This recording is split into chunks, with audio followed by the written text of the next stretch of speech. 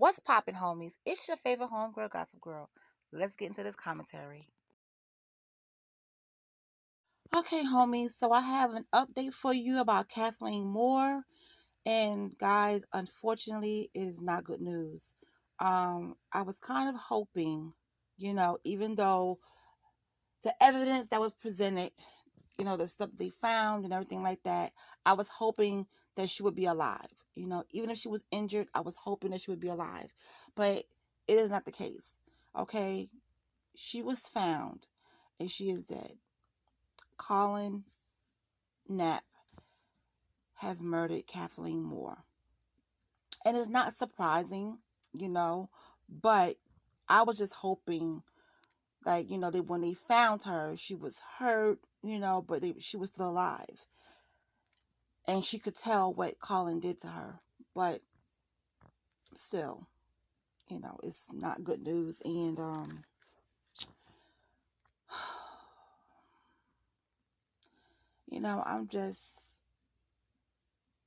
I'm tired of these type of stories happening. I'm tired of these type of results. You get what I'm saying? Like, what could she have done to him? Or what they fought about was so bad and so terrible that he had to murder her. There's nothing that she could have done, okay? That was so bad for him to do what he did to her, okay? He caused a family pain. He caused her child pain, okay? If he didn't want to be with her or she didn't want to be with him, go separate ways. There's no need for murder. You get what I'm saying? So let me go ahead and dive into this article real quick, and then I want to talk about his dark past afterwards. Okay, so, and of course, Dog the Bounty Hunter has something to do with this. But we'll get into that in a minute. My prayers and condolences go out to her family. My prayers and condolences go out to her family. The body of a Florida woman whose boyfriend was charged with her death this week was found Tuesday near his home. Now, when I did the article yesterday, the detectives did say that there was no sign of her leaving the house or leaving the area. And they were so focused on the industrial dumpsters, okay, by the landfill, that they didn't even think to look out into the woods. But they received the tip, okay? So he was right. She did not leave. She was in the woods behind the home, okay, not too far from the home. The Pasco County Sheriff's Office said deputies received a tip at 11:30 a.m. about a body from someone walking on Carmel Avenue in Newport Richey, 40 miles northwest of Tampa. Sheriff Narco said the woman was identified as 34-year-old Kathleen Moore, based on her tattoos. She was found in a wooded area and was covered by a thick bush in an area that was previously searched, he said. So she was covered by a thick bush that was in an area. She was found in a wooded area and was covered by a thick brush. Excuse me, not bush, a brush. In an area that was previously searched, he said. So if it was previously searched, how did they miss this? And how did somebody walking along Carmel Avenue see this body? That's what I don't understand. Okay? Let me read that again to you guys. And maybe I'm going crazy. I'm not understanding something. But she was found in a wooded area and was covered by thick brush. Right? Now, it says a thick brush here. What it could mean, bush, whatever. In an area that was previously searched. In an area that was previously searched. So if that area was previously searched and you didn't find the body, then someone walking found the body. I don't know. Doesn't sound right to me. But anyway, she was definitely covered on purpose to make sure nobody will come upon her. Even as detectives will tell you, even when you're 2 feet away from her, it's hard to see that the body was there. Okay, so I guess that answered my question, right? He noted that investigators had been focused on 14 industrial-sized dumpsters that needed to be searched before they were hauled off to a landfill. All right, investigators had previously found blood-stained clothing in the dumpsters. A cause of death has not been determined. All right, investigators are also working to determine when Moore died. She was last seen alive on the night of November 28th while at a bar in Largo with her boyfriend, Colin Knapp, who's 30 years old, and some friends. Witnesses said Moore and Knapp were arguing before they left. Now, Colin drove to a 7-Eleven near his home later that night and claimed that Moore was in the car at the time. But however, that surveillance video did not give a clear view inside of his vehicle. Colin also claimed that Kathleen went home with him before leaving on foot with her backpack the next morning. That didn't make sense at all. So you're going to let your girlfriend walk on foot the next morning? That right there didn't sound right. But we're going to go ahead and continue. All right, so Nako said there was no evidence of Moore's whereabouts during that time or since. Knapp has been charged with second-degree homicide in the connection to the case. Now, let's get into Colin's dark past. Okay, so we know he was arrested for murder on Monday, and this is not his first run-in with the police. He has an extensive rap sheet that includes dozens of arrests, including for domestic battery, possession of cocaine and meth, and reckless driving. His first criminal infraction came in May of 2010 when Colin was booked on a felony count of aggravated battery in St. Petersburg. 3 years later, he was arrested in Largo on a misdemeanor count of domestic battery in the early hours of April 4th.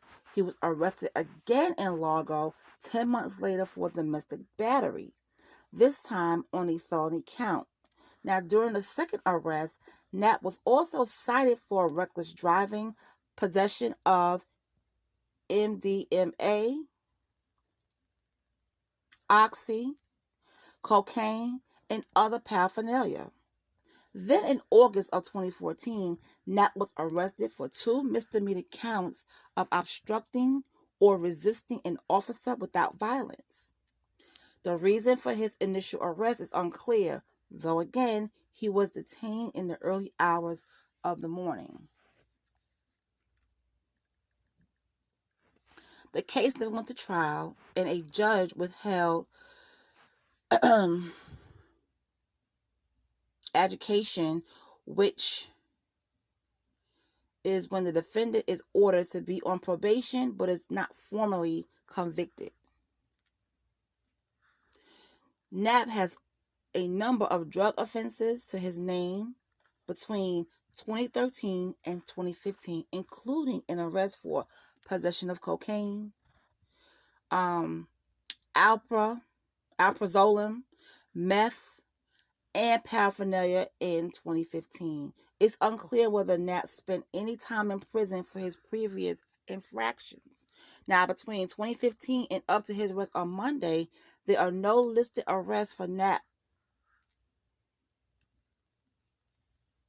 Okay? In the county where he lives. Now, however, he is now the only suspect in the murder of Kathleen Moore, who vanished and is presumed dead, having last been seen on November 29th. Now, during a press conference on Monday, the Pasco County Sheriff Chris Narco said Moore and Knapp had been in an on-again, off-again relationship for about 5 years.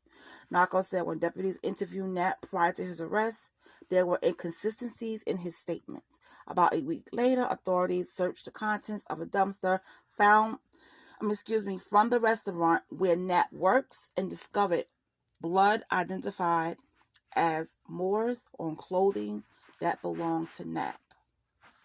Okay, the quantity of blood found on the clothing led police to the conclusion that Moore has most definitely died. Wow. So for them to come to that conclusion, you know that it had to be a lot of blood on his clothing. Okay, a lot of blood. So he either stabbed her, he punctured her in some type of way to have so much blood to be, spilled out onto his clothing for the police to look at the clothing and be like, oh no, she's, most likely dead.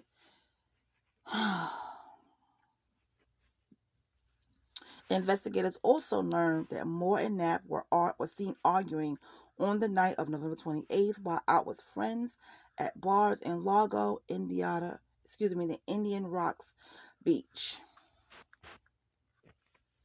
Knapp told investigators the couple got into another argument at his home in Newport Richey after midnight, and Moore left before he went to the restaurant where he works to complete a meat inventory order. And that was around 1:30 a.m. However, investigators have no evidence that suggests Moore ever left his home. He was arrested, and officials were met with a cold demeanor as they quizzed him on his girlfriend's whereabouts.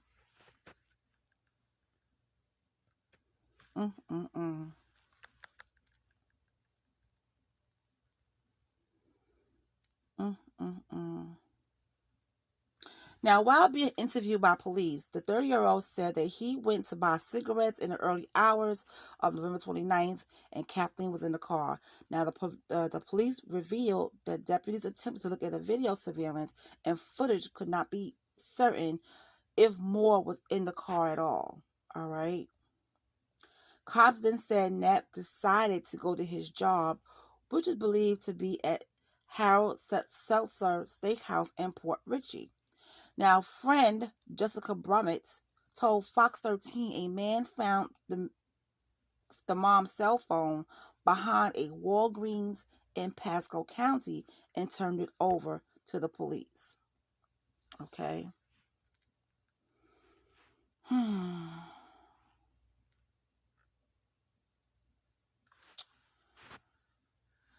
The sheriff also offered his condolences to Moore's friends and family who have spent the last week conducting their own independent search of the local area for signs or traces of Moore.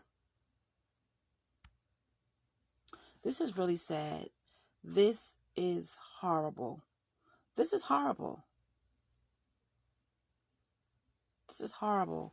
And you know what? I'm going to read, because my aunt name is Kathleen, and I call her Kit Kat sometimes. And I'm going to read in this article because her friend also calls her Kit Kat. And I just find that to be a little weird. So Kathleen was just about to graduate with a phlebotomy degree and start working as a nurse. Friends and family members were concerned about her whereabouts. As Brummett said, it was out of character for her to just disappear and stop responding to messages on her, on her phone. Brummett said, I'm scared. I'm trying to keep the faith because she's my sister. Okay, that's not her friend. That's her sister. She's my sister. I don't want people to give up or lose focus because her life does matter. And it does. Okay? And it will always matter. I'm just scared because this is not Kit Kat. So she calls her Kathleen Kit Kat, like I call my Kathleen Kit Kat. She would not go this long. She would never put down her phone. So he is expected to be arraigned Tuesday afternoon, which is today. So you guys, if I find any more, if I get any more updates about this, even the cause of death, I will let you guys know. This is just horrible. This is just horrible. It's like, what the heck is going on? This is happening a little bit too often. Okay? This is happening a little bit too often, and it's scary. This is a scary situation. And the thing about it is, we don't know what his motive. Why did he kill her? We don't know why. He wouldn't say anything to the police. He didn't even want to tell the police where the body was. Now, when I mentioned Dog the Bounty Hunter, in another article said that it was Dog the Bounty Hunter team that found the body. But in the other article, it didn't mention Dog the Bounty Hunter. All I'm concerned about is they found her. It's not the outcome that I was looking for, okay, or I was hoping for, but they found her. And her family will give her a proper burial. They're going to mourn her for a long time. This. When you get that phone call of your family member murdered,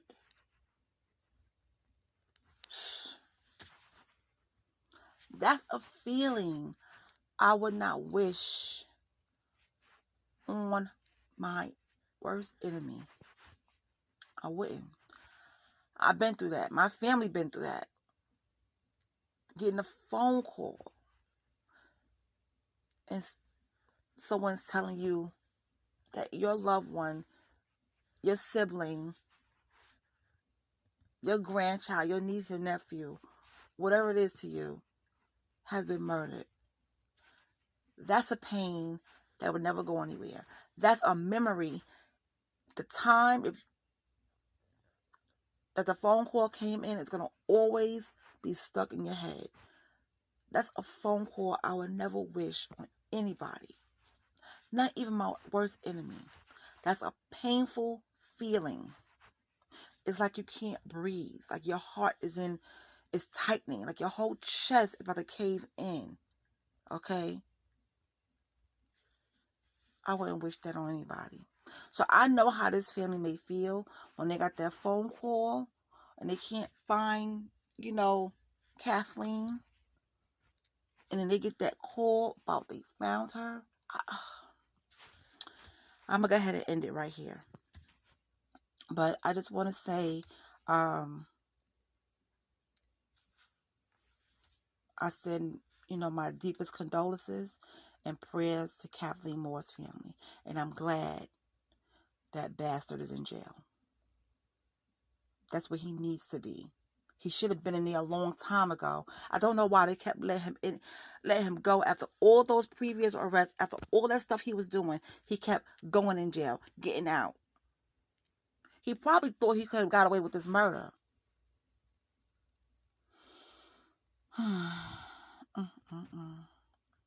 All right, you guys. That's all I have right now. You guys take it easy, and I will talk to you later.